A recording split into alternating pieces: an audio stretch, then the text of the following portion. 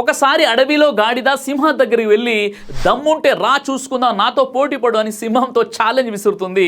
కానీ సింహం ఏం మాట్లాడకుండా అక్కడ నుండి వెళ్ళిపోతుంది. అక్కడే పక్కన దాక్కుని ఇదంతా చూస్తున్న నక్క సింహం దగ్గరికి వెళ్ళి నువ్వు గాడిదకు భయపడి వెళ్ళిపోతున్నావా అని సింహంతో అంటుంది.